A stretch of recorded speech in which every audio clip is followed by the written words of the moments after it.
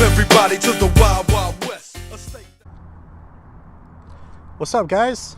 Welcome to Season 2, Episode 2 of Hooked on Lakers. My name is Arshia K, aka Archie. I'm the host of Hooked on Lakers. Season starts on Tuesday. The Lakers season, their first game, is on Thursday, and I think we're playing the Clippers. And the topic of this week is basically, you know, who's the starting lineup? What should the starting lineup be for the Lakers? Nothing is solidified. You know, in sports, nothing is guaranteed to you. You got to work for everything. If a better player comes on up, you know, they're going to be taking your job, or at least your position. So given that, you know, nothing is solidified, but it's assumed that certain players will be the starters. I'm going to go in order by starting with point guard all the way up to center and kind of give you guys my thoughts on who the center should be. But before then, I'm going to basically kind of give you my opinion on what time of starting lineup we should have. So when you've invested heavily on two players with the number 2 draft pick, you know, it's a top 5 player, you got to really dedicate a lot of time to allow these players to grow and develop, and that's Lonzo Ball and Brandon Ingram. When you pick in a player like that, you've done the due diligence, the research, the background check per se, to figure out that these players are really talented and they're going to be great future players in the future. And based on that, you got to be patient. So given that, you know, I'm already going to pencil in that Lonzo Ball is going to be a starting point guard and Brandon Ingram is going to be the 3. Now, I understand there's a lot of noise out there that a lot of NBA Laker fans are getting all upset with Brandon Ingram, that you know, other players are better than him and maybe we should trade Brandon Ingram, or he's not living up to expectations. I understand he hasn't been great, but I want to remind you that the kid just turned 20 years old. He's a number 2 draft pick. He came in the league really skinny, like Kevin Durant and Anthony Davis. The main issue this guy has is he still hasn't grown. He's still light, and this is a man's game. These guys have the biggest egos, the most competitive people, the most athletic people in the world. You know, you got to allow this kid to have the tools to compete. So one of the things is, you know, let Mother Nature, whatever you want to call it, do its thing, and he probably needs a couple more years until he fills out his body. And then the second thing is, this guy ended the season strong last year. You know, I like to look at players from all different areas. Yeah, they're struggling, but how are they handling that? Are they improving in other areas? How did they end the season strong? So when he came into the league, he was terrible. One of the worst players in the entire NBA. But the Lakers didn't give up on him. And he didn't give up, which is a real important attribute that I like to remind people about. The kid has work ethic. He ended the season really strong, and we finally got to see the type of player that he's going to be when he's going to get older. Not only did he end the season strong, he continued that strong play coming into preseason of this year. Now I understand, or I'm sorry, Summer League of this year. Now I understand he only played 1 game, but he still came in and he showed improvements in all the areas that we asked him to improve on. He started shooting, playing defense, leading, facilitating, everything. He did that. So when you get a kid that's done all that, you can't give up on him. You can't give up on him. He's too young. He's got too much, you know, opportunity in the future to get better. You can't give up on him. So number 1, it's going to be Lonzo Ball, and number 3 position, it's going to be Brandon Ingram, and you got to give him lots of minutes.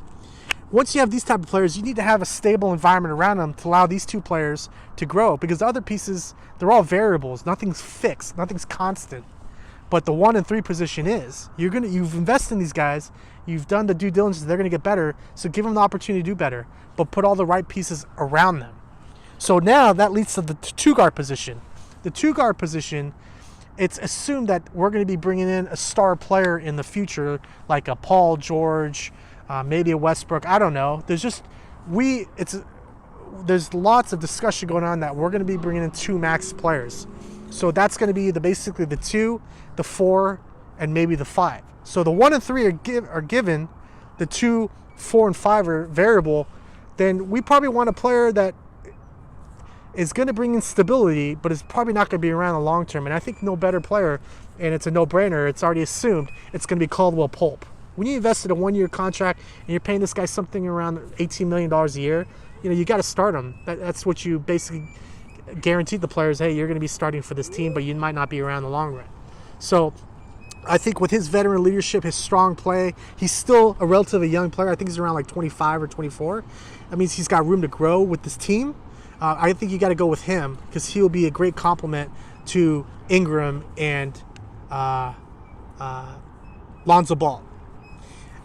After the 2, and we already mentioned the 3, then we got the 4, which is basically the biggest question mark coming into this season is who's going to be the starting power forward.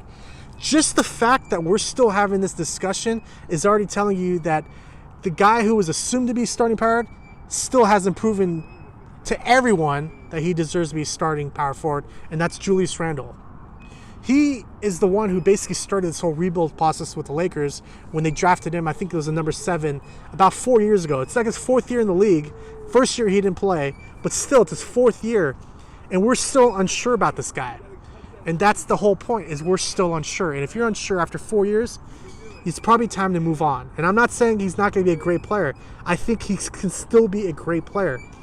I just don't think right now is the time. I don't think this is the right team.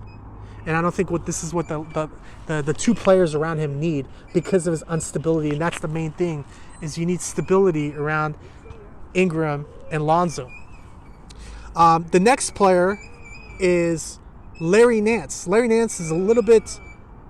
he's been in the league 3 years compared to Randall's 4, but I think he's older because he came in as an older rookie. I think he played 4 years at, I think it was Wyoming. He is the complete opposite of Julius Randle. They both are high energy players, but Randle's erratic versus Nance is a little bit more stable.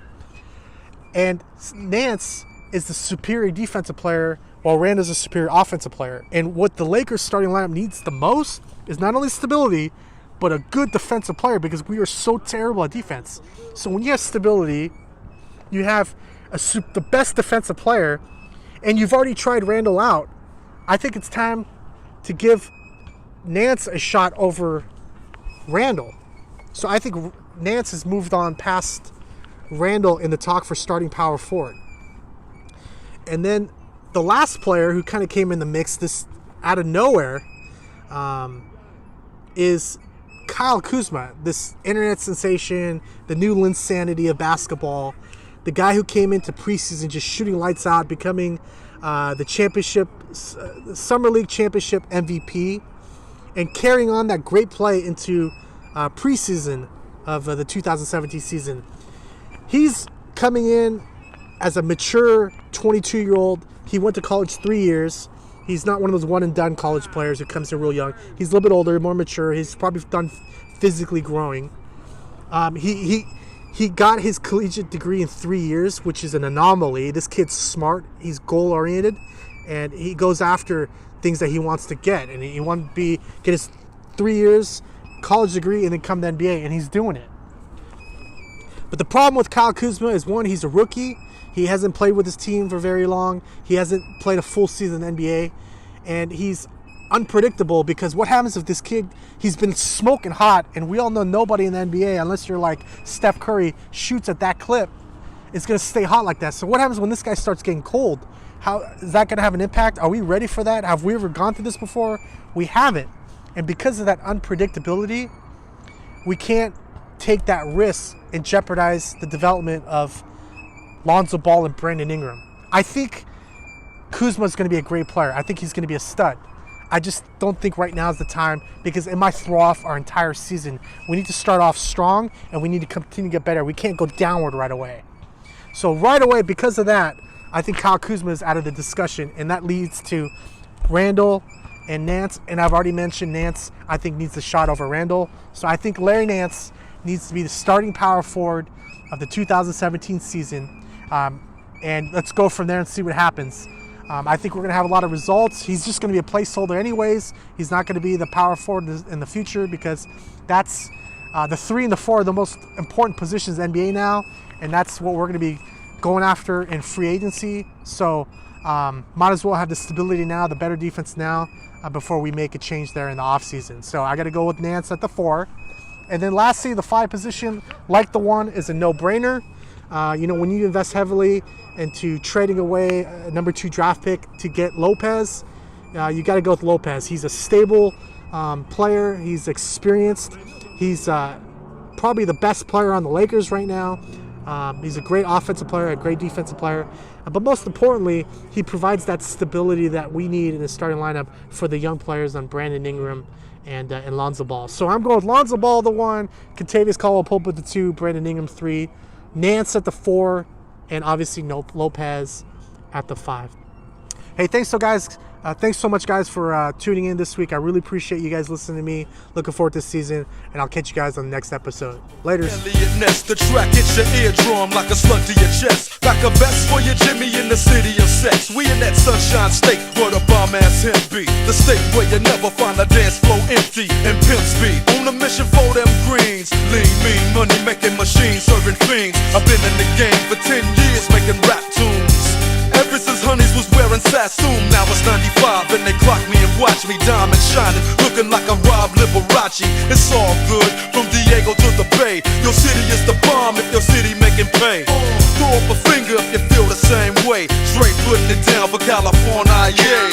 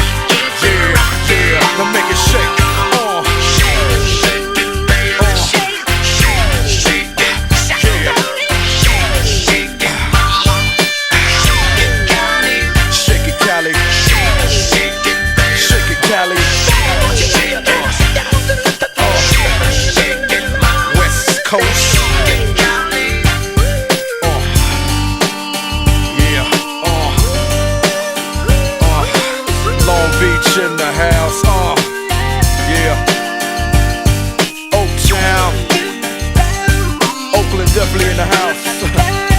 Frisco, yeah. Frisco. And you know LA up in this. Pasadena, where you at?